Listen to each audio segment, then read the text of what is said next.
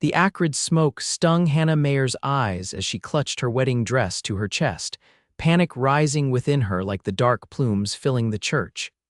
What should have been the happiest day of her life had transformed into a nightmare in mere moments. The sound of crackling timber and the screams of the other brides to be pierced through her consciousness as she desperately tried to make sense of the chaos. Silverton, Colorado in 1885 was supposed to be the beginning of her new life, not the end of it. Hannah had arrived in Silverton just 3 days prior, one of 12 mail-order brides summoned to this mining town nestled in the San Juan Mountains. The town had flourished with silver mining operations, but suffered from a severe shortage of women. Hannah, orphaned at 21 after her parents succumbed to influenza back east in Philadelphia, had answered an advertisement seeking women of good moral character for matrimony with established gentlemen of means. Now, choking on smoke and disoriented by fear, Hannah could barely make out the shapes of the other women in their white dresses, some cowering in corners, others frantically pounding on windows that wouldn't budge. "Ladies?" A deep voice cut through the cacophony of screams and crackling flames. "Get down on the floor now." Through the thickening smoke appeared a tall figure, a bandana pulled up over his nose and mouth. His broad-brimmed hat sat low over intense blue eyes that scanned the room with urgent purpose. "Crawl low, follow my boots," the cowboy commanded, dropping to his knees. "The air's clearer down here. Stay close, single file." Hannah felt a surge of hope as several women immediately obeyed, dropping to their hands and knees. She followed suit, the pristine white of her dress now soiled with soot and grime as she pressed her face close to the floorboards where the air remained breathable. "My name's Thomas Sutton," the cowboy called out, his voice steady despite the dire circumstances. "I'm gonna get you all out of here. Just keep your eyes on my boots and keep moving." Hannah fixed her gaze on the worn leather boots of their rescuer as he began to lead them through the smoke-filled sanctuary. The heat was becoming unbearable, and overhead a beam groaned ominously. "Hurry now," Thomas urged as they approached what Hannah presumed was a side door. "Stay low and keep moving."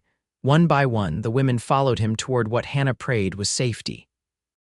Her lungs burned with each breath, and tears streamed down her face, cutting clean trails through the soot that now covered her skin. The procession halted abruptly, and Hannah heard Thomas curse under his breath. "Doors blocked by debris," he said. "Change of plans, this way to the vestry."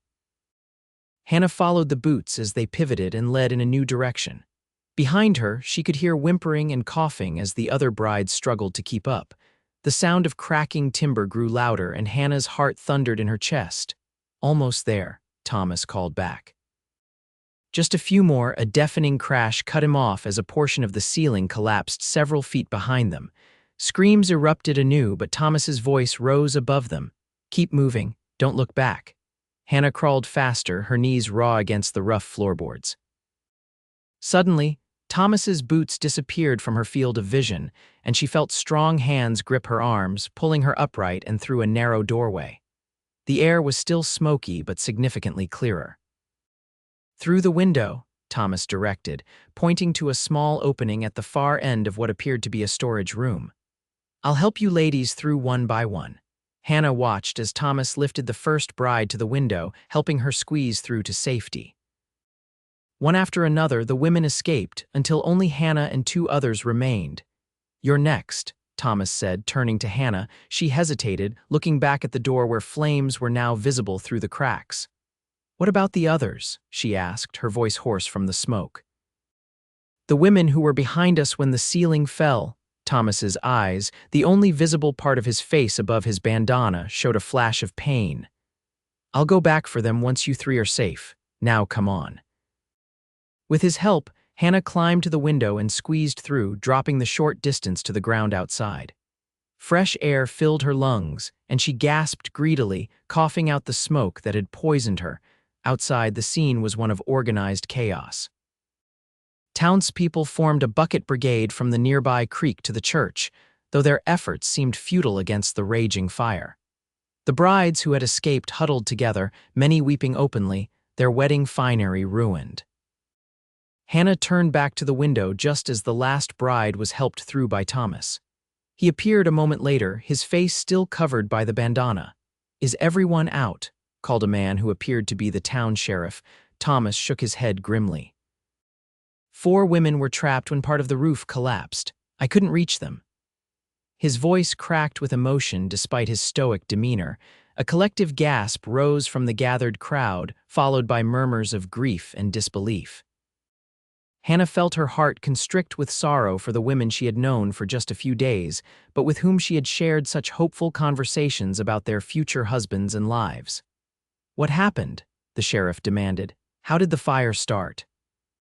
"Don't know yet," Thomas replied, finally pulling down his bandana to reveal a strong jaw darkened with stubble. "But I don't think it was an accident. I smelled coal oil before the flames took hold." His words sent a ripple of shock through the crowd. Hannah stared at him, trying to process what he was suggesting. Who would deliberately set fire to a church full of brides, and why the rest of the day passed in a blur? The brides were taken to the hotel where they had been staying, given fresh clothes, and attended to by the town doctor. 8 had survived, 4 had perished. The men who had paid for their passage and anticipated wedding them that day were in various states of shock, anger, and grief. Hannah sat on the edge of her bed, staring at the wall. Her intended, Mr. Charles Whitfield, a bank manager of 45 years, had visited briefly to express his relief at her survival, but had seemed more concerned with when they might reschedule the ceremony than with her well-being. A knock at her door roused her from her thoughts.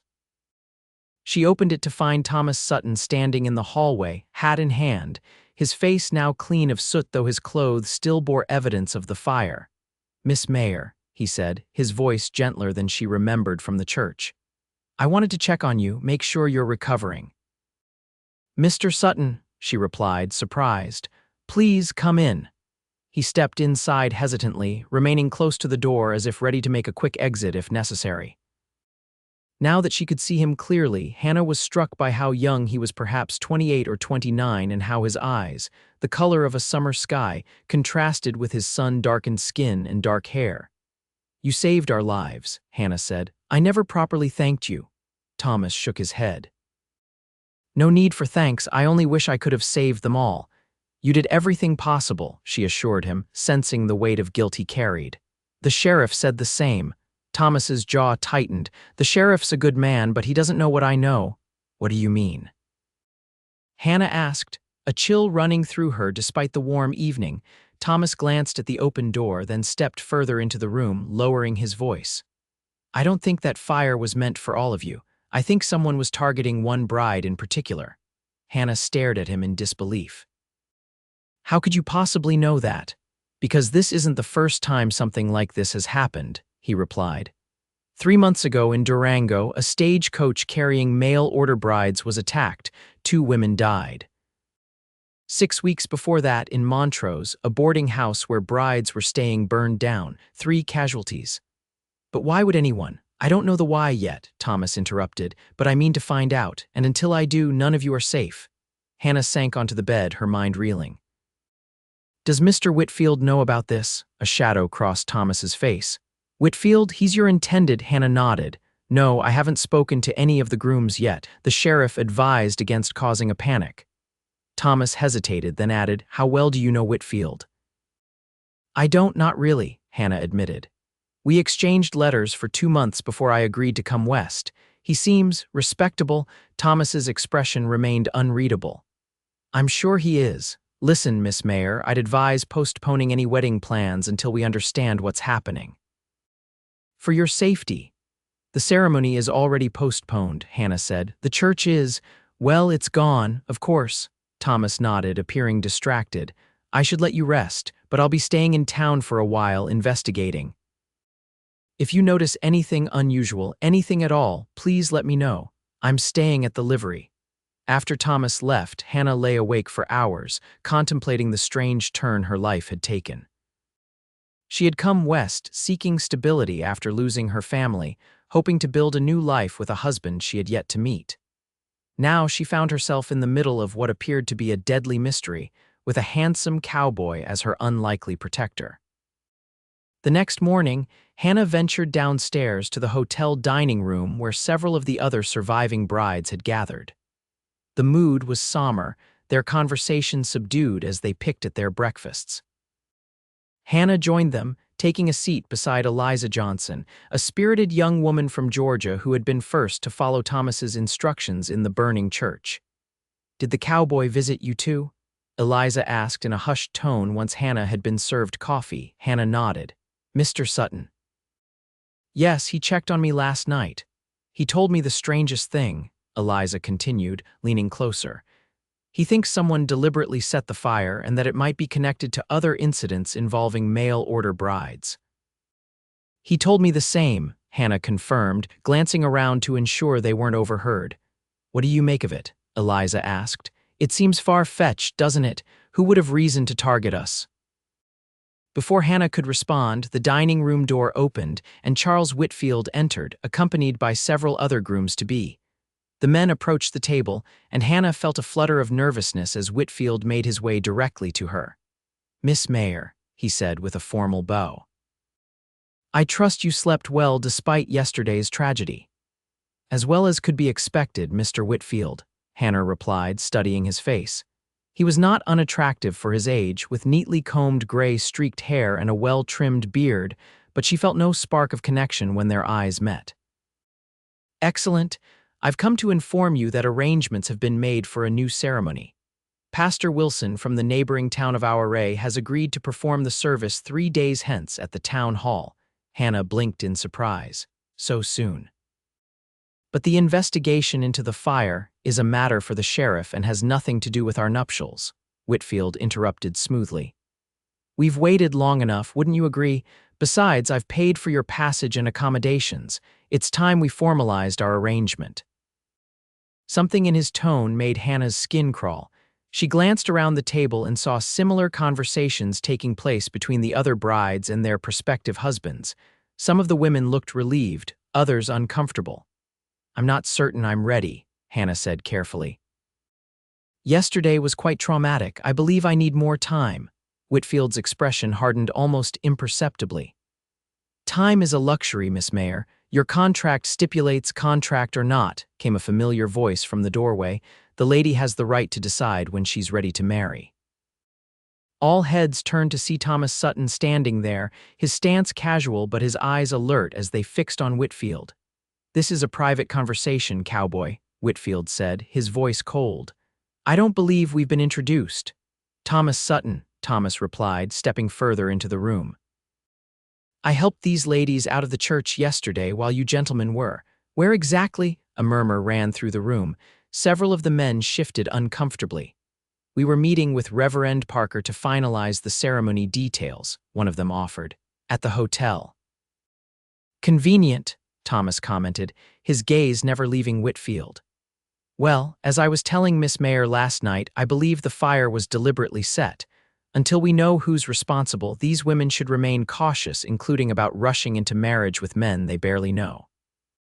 The room erupted into indignant protests from the grooms, but Hannah found herself studying Whitfield's reaction. Unlike the others, he didn't seem outraged by Thomas's accusation, only annoyed at the interruption. "Sheriff Crawford has already determined it was an accident," Whitfield stated firmly. "A lantern overturned in the back room, most likely." "Is that so?" Thomas challenged. "Because I spoke with Crawford this morning and he's not ruled anything out yet. Especially since I showed him evidence of coal oil around the church perimeter." Hannah watched as Whitfield's composure finally slipped, his face flushing with anger. "You're overstepping, Sutton. These arrangements were made months ago. The ladies came west of their own free will, with the understanding that they would be wed upon arrival." "And they will be," Thomas replied evenly, "once we're certain they're safe. Until then, I suggest postponing any ceremonies." The tension in the room was palpable. Hannah found herself holding her breath, caught in the silent battle of wills between Thomas and Whitfield. Finally, Whitfield turned back to her, his expression softening into something that didn't reach his eyes. "Miss Meyer, I apologize for any pressure. Of course, we can delay if you feel it necessary. Perhaps a week would give you adequate time to recover from your ordeal." It wasn't really a question, and Hannah sensed that refusing would only create more problems. A week would be more appropriate, yes. Thank you for understanding, Mr. Whitfield.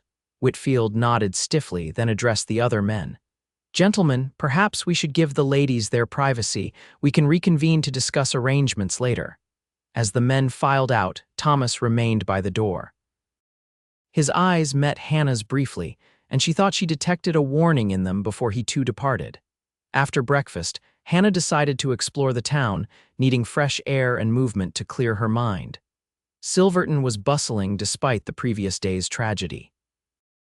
Miners, merchants, and townspeople went about their business, though many paused to offer condolences when they recognized her as one of the surviving brides. She was examining goods in the general store window when she felt a presence beside her. Turning, she found Thomas at her elbow. "Didn't expect to find you out and about," he said, his voice low. "It's not safe for you to wander alone." "I can't stay cooped up in that hotel," Hannah replied. "Besides, it's broad daylight and the town is full of people." Thomas scanned the street, his expression wary. "Still, I'd feel better if you'd allow me to accompany you. There are some things I need to discuss with you, privately." Something in his tone convinced her. "Very well, where shall we go?" "The livery has a small office. We can talk there without being overheard." They walked in silence through the town, Hannah acutely aware of the curious glances they received. A mail-order bride walking unchaperoned with a man who wasn't her intended would certainly fuel gossip, but at that moment, Hannah found she didn't care. The livery was quiet when they arrived, the stable hand nowhere to be seen. Thomas led her to a small room at the back that contained a desk, a couple of chairs, and little else. "Please sit," he said, gesturing to one of the chairs while he closed the door. "What I'm about to tell you needs to stay between us for now." Hannah sat, her curiosity mounting. "You have my word." Thomas remained standing, leaning against the desk. "I haven't been entirely honest about who I am. I'm not just a cowboy who happened to be passing by when the church caught fire." "I suspected as much," Hannah admitted. "You seem too purposeful." A ghost of a smile flickered across his face. "Observant, that's good. The truth is I'm a Pinkerton detective. I've been investigating a series of incidents targeting mail-order brides across Colorado for the past 4 months." Hannah's eyes widened. "A detective, but why would anyone target mail-order brides?" "That's what I'm trying to determine," Thomas replied. "At first, the attack seemed random, different towns, different methods, but I've started to see a pattern. In each case, the brides were connected to a specific marriage broker based in Denver." "Westward Hearts?" Hannah asked, referring to the agency that had arranged her match with Whitfield. Thomas nodded. "The same. And there's something else that connects these incidents each time. At least one of the prospective grooms was a man of significant means or influence in the community." "Like a bank manager," Hannah murmured, thinking of Whitfield. "Exactly. In Durango, it was a mine owner. In Montrose, a judge." Thomas's blue eyes fixed intently on hers. "What do you know about Charles Whitfield?" Hannah frowned, trying to recall the details from their correspondence. "Not much beyond what he told me in his letters. He came west 10 years ago, established the bank here, and has been successful. He mentioned being widowed years ago, but didn't elaborate. His first wife died under mysterious circumstances," Thomas said. "A fall from a horse officially, but there were whispers that it wasn't an accident. Nothing was ever proven." Hannah felt a chill run through her. "You think he might be involved in what happened at the church?" "I don't know yet," Thomas admitted. "But I find it curious that he's so eager to reschedule the wedding, despite what happened. Most men would give a woman time to recover from such an ordeal."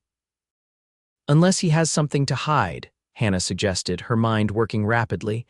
"Or unless he fears I might change my mind if given too much time." Thomas nodded approvingly. "My thoughts exactly. Listen, Hannah, Miss Meyer, I need your help. I need someone on the inside, someone who can keep an eye on Whitfield without arousing suspicion." "You want me to spy on my fiancé?" Hannah asked, though she already knew her answer. "I'm asking you to help me prevent more deaths," Thomas corrected gently. "If Whitfield is involved, he's already responsible for taking multiple lives, but even if he isn't the culprit, you could still be in danger." Hannah considered his words. She had come west seeking security, a fresh start. Instead, she found herself entangled in a deadly mystery.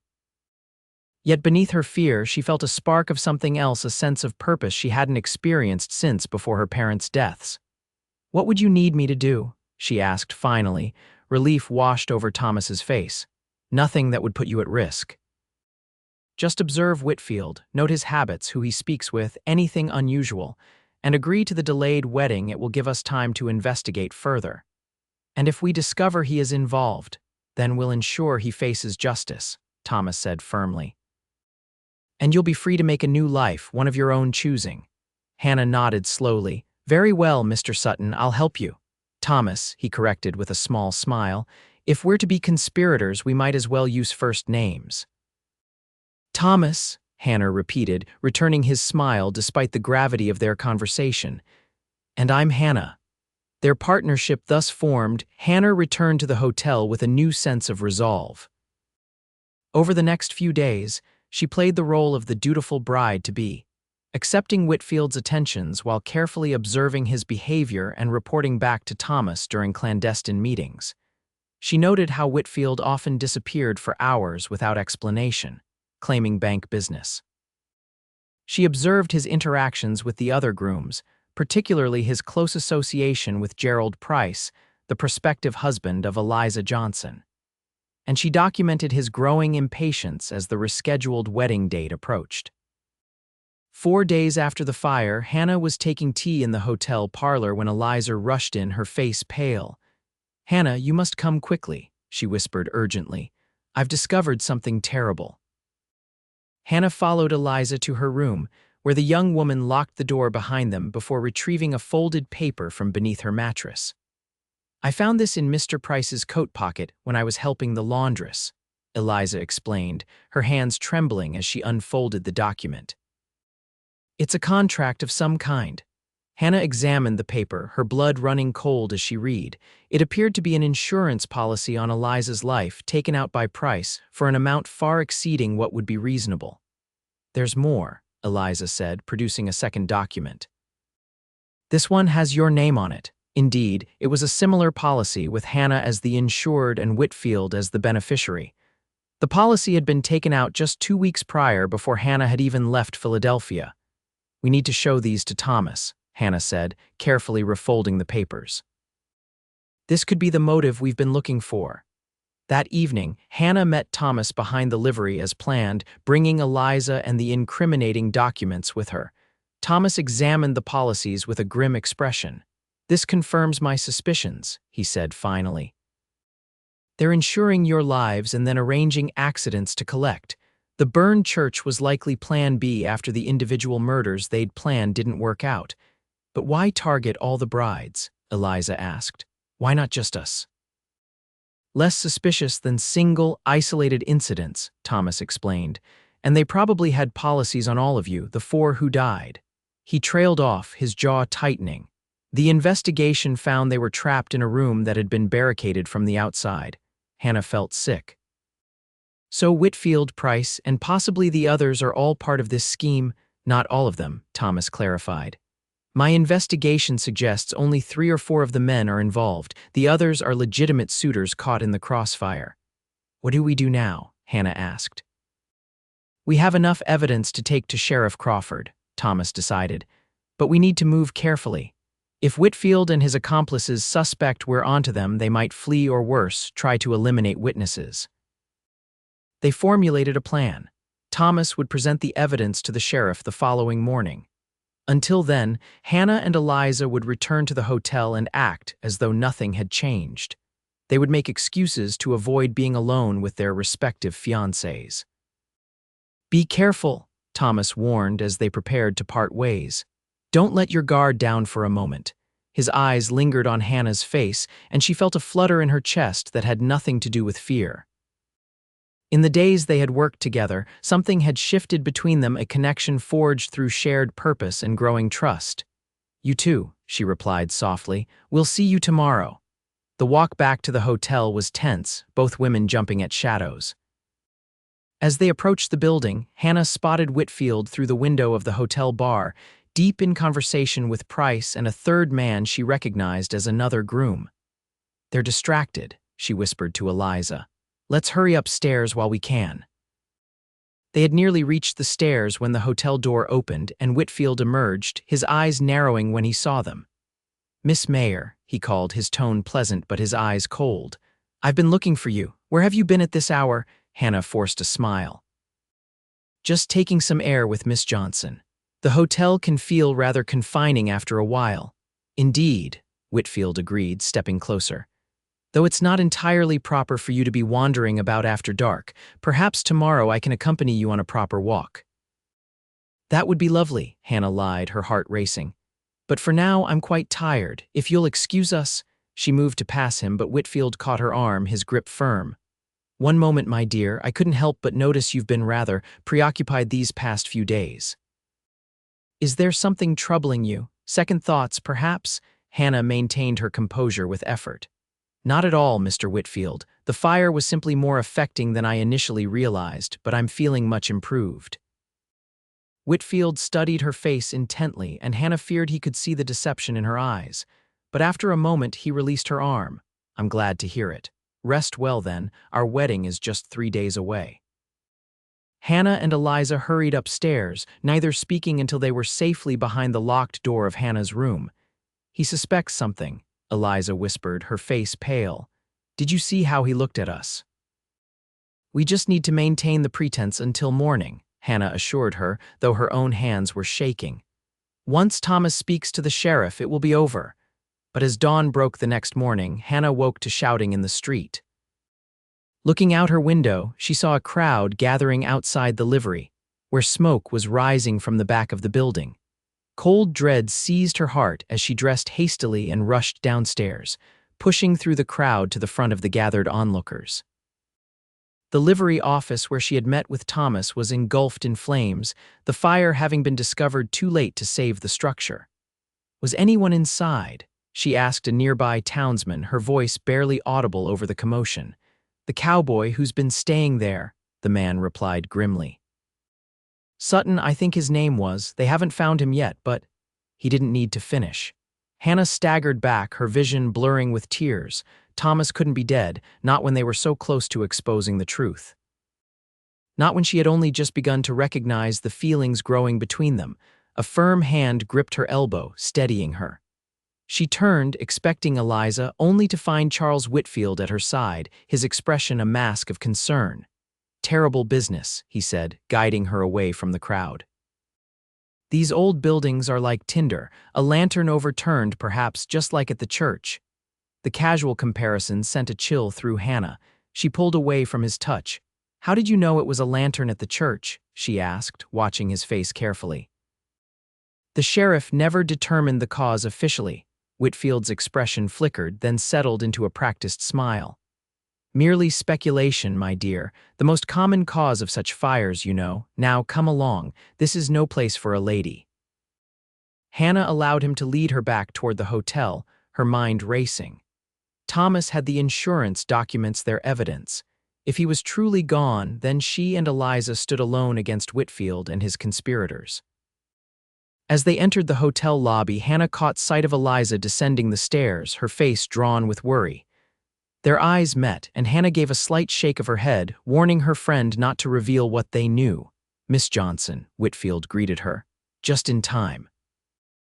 Mr. Price has been asking for you. I believe he's in the dining room." Eliza hesitated, glancing uncertainly at Hannah. "Actually," Hannah interjected, "Miss Johnson promised to help me with some wedding preparations this morning. Perhaps she could meet with Mr. Price later." Before Whitfield could respond, the hotel door burst open and Sheriff Crawford entered, his expression grim. "Whitfield," he said with a curt nod. "I need a word, privately." A flicker of unease crossed Whitfield's face. "Of course, Sheriff. Ladies, if you'll excuse me." The moment he was out of earshot, Hannah pulled Eliza aside. "The livery office burned down this morning. Thomas was inside," Eliza gasped. "Is he?" "I don't know," Hannah admitted, fighting back tears. "But the evidence we found, the insurance policies, they were with him." "What do we do now?" Eliza whispered, her face pale. Before Hannah could respond, a commotion at the hotel entrance drew their attention. Two deputies were escorting Gerald Price into the lobby, his hands bound behind his back. "What's the meaning of this?" Price demanded, his face flushed with anger. "I've done nothing wrong." Sheriff Crawford emerged from the side room, followed by a grim-faced Whitfield. "Gerald Price, you're under arrest for conspiracy to commit murder and insurance fraud," the sheriff announced. "We have evidence linking you to the deaths of 4 women in the church fire, as well as similar incidents in Durango and Montrose." Hannah and Eliza exchanged shocked glances. How had the sheriff obtained evidence without Thomas? "This is absurd," Price protested as the deputies led him away. "Whitfield, tell them," but Whitfield remained silent, his face a careful mask of surprise and dismay. Hannah studied him, noting the calculating look in his eyes, the way his hand kept touching the pocket of his jacket. "Sheriff," she called, stepping forward. "You should know that Mr. Whitfield is also involved. We have reason to believe, Miss Meyer," Whitfield cut in smoothly, "you're distraught from the morning's tragic events. Perhaps you should rest." Sheriff Crawford looked between them, his brow furrowed. "What reasons would those be, Miss Meyer?" Hannah hesitated, acutely aware of Whitfield's piercing gaze. Without Thomas or the documents, she had no proof beyond her word against that of a respected businessman. "I believe I can answer that," came a familiar voice from the doorway. Hannah whirled around, her heart leaping at the sight of Thomas Sutton standing there, his clothes smudged with soot but very much alive. At his side stood a distinguished-looking man in a tailored suit. "Thomas," she exclaimed, relief washing over her, "we thought that I perished in the fire." Thomas finished, entering the lobby. "A deliberate ruse, I'm afraid. When I discovered someone had been searching my room yesterday, I suspected they might try something more drastic. I spent the night elsewhere and arranged for the fire to appear more devastating than it was." Whitfield's composure finally cracked. "What is the meaning of this? Who is this man?" "Thomas Sutton, Pinkerton Detective Agency," Thomas replied, producing a badge. "And this is Federal Marshal James Bennett. We've been investigating a series of insurance frauds and murders targeting mail-order brides across the Western Territories." He turned to the sheriff. "We have documented evidence linking Whitfield, Price, and a third man named Lawrence to these crimes. They've been taking out large insurance policies on prospective brides, then arranging accidents to collect the payouts." Whitfield lunged suddenly for the door, but Thomas was faster, intercepting him with a swift tackle that sent both men crashing into a side table. The struggle was brief but fierce, ending with Whitfield pinned face down, Thomas's knee in his back. "You've been planning this for years," Thomas said as the sheriff approached with handcuffs. "Targeting vulnerable women, seeing them as nothing more than a means to profit. Did you ever feel any remorse for the lives you destroyed?" Whitfield said nothing, his face a mask of cold hatred as he was hauled to his feet and restrained. In the aftermath of the arrests, the truth emerged piece by piece. 3 of the prospective grooms, Whitfield, Price, and a man named Edward Lawrence, had devised the insurance scheme nearly 2 years earlier. They had used a legitimate marriage broker as unwitting cover for their operations, selecting brides they deemed unlikely to be missed if they met with unfortunate accidents after the weddings. The church fire had been an act of desperation after Thomas's investigation had begun closing in. They had hoped to eliminate all potential witnesses at once, while collecting on multiple policies simultaneously. As for the other prospective grooms, they were indeed legitimate suitors who had been deceived alongside their intended brides. Some chose to return east, shaken by the events, while others remained in Silverton, hopeful that relationships might still blossom despite the inauspicious beginning. 2 weeks after the arrests, Hannah stood on the platform of Silverton's train station, her single trunk packed and ready for loading. The afternoon sun cast long shadows across the mountains, painting the landscape in gold and amber. "Are you certain about this?" Eliza asked, standing beside her. "You could stay, you know. Mr. Patterson seems quite taken with you." Hannah smiled, thinking of the kindly store owner who had indeed expressed interest in courting her properly. "I'm certain. I came west seeking a new life, but not the one I originally imagined." Her gaze drifted to where Thomas stood conversing with the station master. his tall figure instantly recognizable even at a distance. Following the resolution of the case, he had received new orders from the Pinkerton Agency, a position in their Denver office, overseeing investigations throughout the Colorado Territory. Besides, Hannah added softly, I've accepted a position as a schoolteacher in Denver. They're desperately short of qualified educators. Eliza's eyes twinkled with understanding. And it's merely coincidence that a certain detective will also be in Denver. Hannah felt her cheeks warm. Thomas and I. We've agreed to become better acquainted without the pressure of immediate marriage. After everything that's happened, we both value honesty and taking proper time. Well, I think it's wonderfully romantic, Eliza declared. Rescued from a burning church by a handsome detective who turns out to be your true love, like something from a novel. Thomas approached them then, tipping his hat respectfully to both women. The train will be boarding shortly, he informed them. Your trunk has been loaded, Miss Meyer. Thank you, Mr. Sutton, Hannah replied formally, though she couldn't suppress her smile. After saying her goodbyes to Eliza and the other brides who had come to see her off, Hannah boarded the train with Thomas following behind. They found a compartment near the back, settling in for the journey to Denver. As the train pulled away from Silverton, Hannah gazed out the window at the town that had promised one future but delivered another entirely. The burned shell of the church was still visible at the edge of town, a somber reminder of tragedy but also of survival. Any regrets? Thomas asked quietly, watching her face. Hannah turned to him, studying the now familiar blue eyes that had first commanded her to crawl low and follow his boots through the smoke-filled church. In those desperate moments, she had trusted a stranger with her life. Now she was trusting him with her heart as well. None, she answered truthfully. I came west seeking security through marriage to a man I didn't know. Instead, I found danger, purpose, and eventually you. Thomas reached across the space between them, taking her hand in his. I wasn't looking for anyone when I took this assignment, he admitted. Just doing my job following the evidence.